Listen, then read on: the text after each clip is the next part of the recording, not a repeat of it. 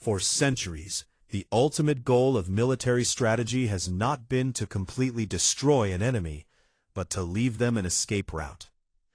The ancient strategist Sun Tzu called this avoiding the trap of putting an opponent on death ground, a psychological state where an army, knowing it faces absolute annihilation, loses all fear and fights with maximum, unrestrained ferocity. Today, the global community faces a reality where one of the world's most volatile regimes has been pushed squarely onto that ground.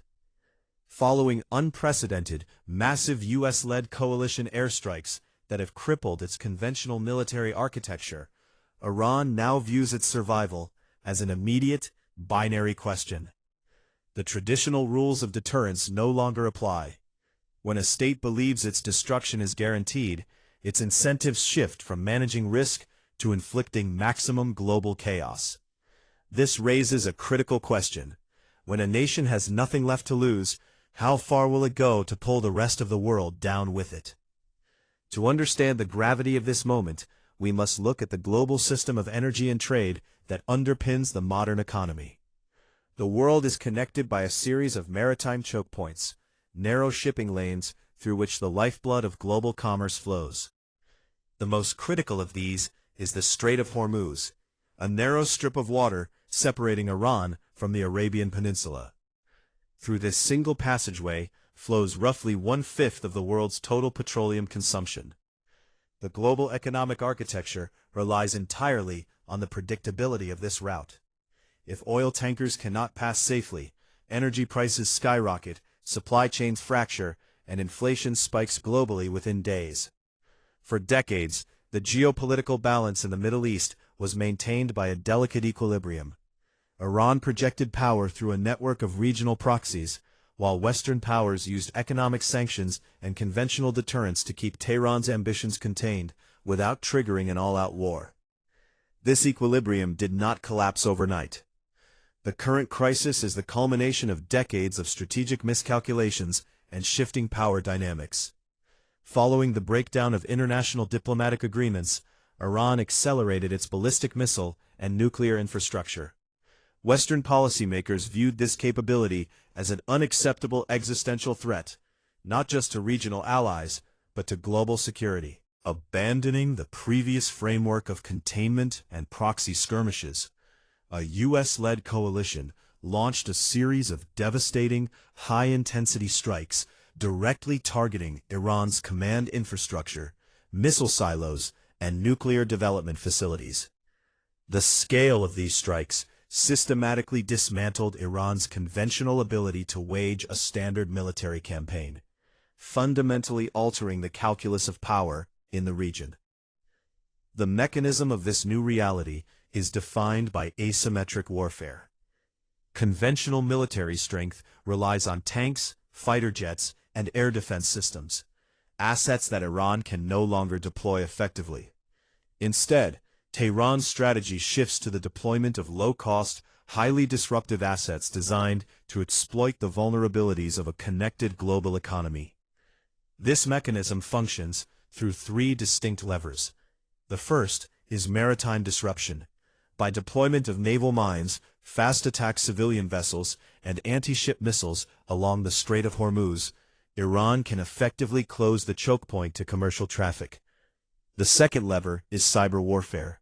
Iran possesses highly sophisticated cyber units capable of targeting critical infrastructure, financial institutions, and power grids in Western nations. The third lever is the activation of decentralized proxy networks throughout the Middle East, executing deniable attacks on international shipping, logistics hubs, and military installations. The consequences of this operational shift extend far beyond the borders of the Middle East, creating immediate winners and losers across the globe.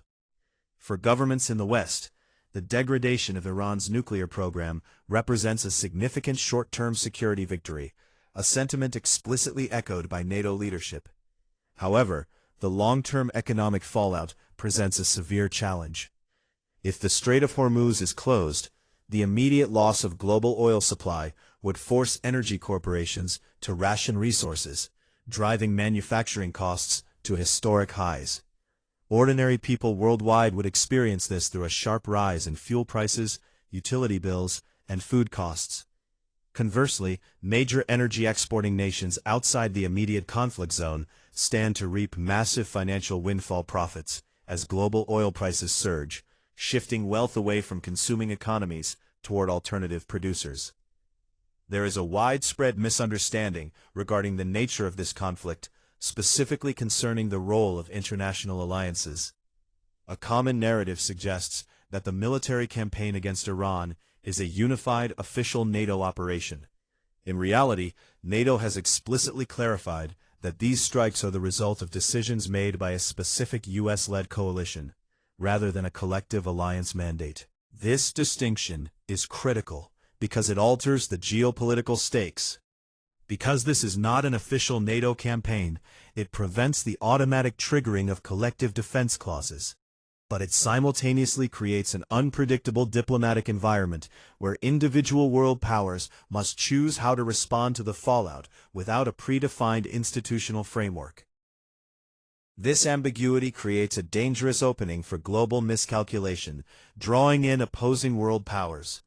Nations like Russia have issued stark warnings that strategies aimed at severe destabilization or forced regime change in Tehran could inadvertently ignite a broader global conflict.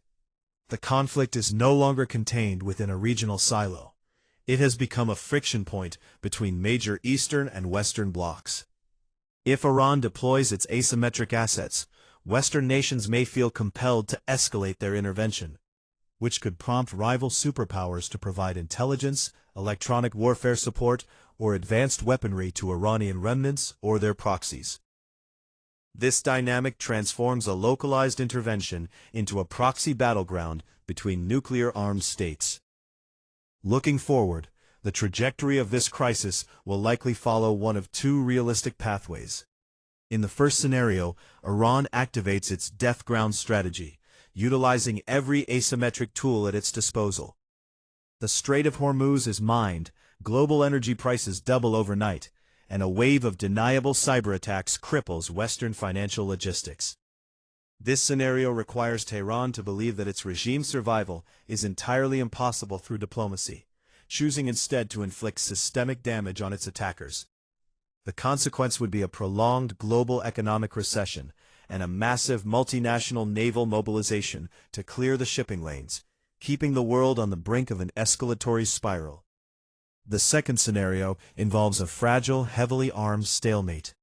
In this outcome, despite losing its conventional military infrastructure, the Iranian regime refrains from launching its most disruptive asymmetric assets, utilizing them instead as a final deterrent to prevent a ground invasion or complete political overthrow.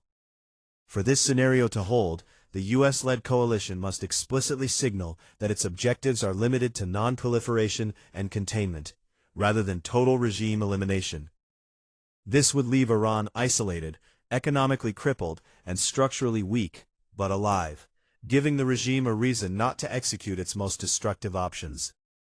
The international community now finds itself operating in an environment where traditional military victory introduces unprecedented systemic risk. By successfully neutralizing Iran's conventional threats, the coalition has simultaneously stripped away the guardrails that kept the regime operating within predictable boundaries. The global economy remains tethered to a narrow strip of water, vulnerable to a state that perceives itself as having no viable future. When the choice for a nation is reduced to absolute surrender or total chaos, the pursuit of total victory can become the catalyst for a much larger catastrophe. The critical question is no longer whether a regime can be defeated, but whether the global system can survive the manner of its defeat.